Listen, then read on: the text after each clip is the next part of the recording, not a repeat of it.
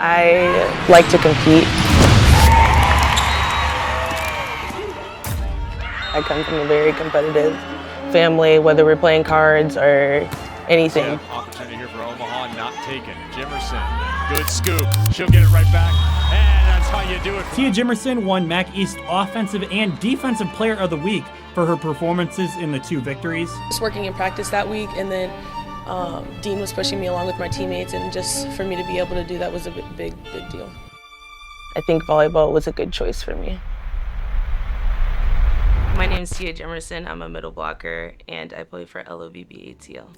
I grew up in Riverside, California, and then I moved to Georgia and kind of really quickly got introduced to volleyball. And from there, I fell in love with the sport, and I've been playing ever since.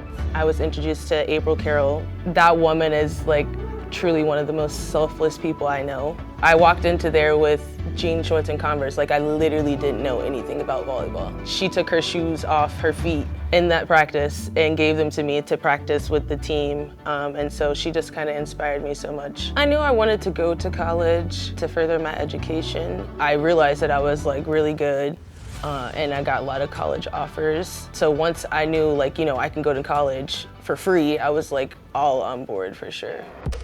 Those were some of the best years of my life. We just created something so special there. And I think Ohio was really good. And I honestly ended up in the best place, I think, for myself. In 2019, I got injured. I had a stress fracture in my tibia. That I was out for 11 matches. And I think that time being out and like being able to see the game in a whole like new way really like changed how I started to play.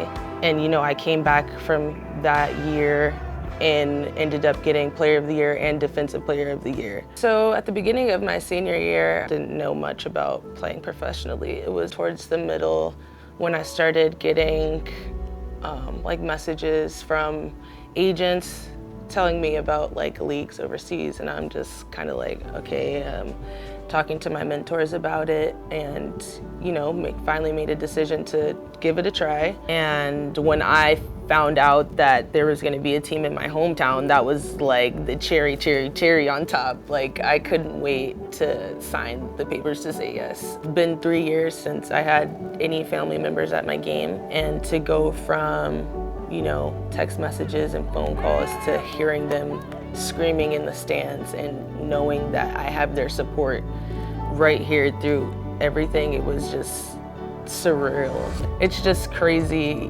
how I ended up, you know, playing for a high school team that ended up having the club director as the freshman coach, who then introduced me to playing club volleyball, ended up being connected to a professional league. Like, I'm just grateful for all the opportunities.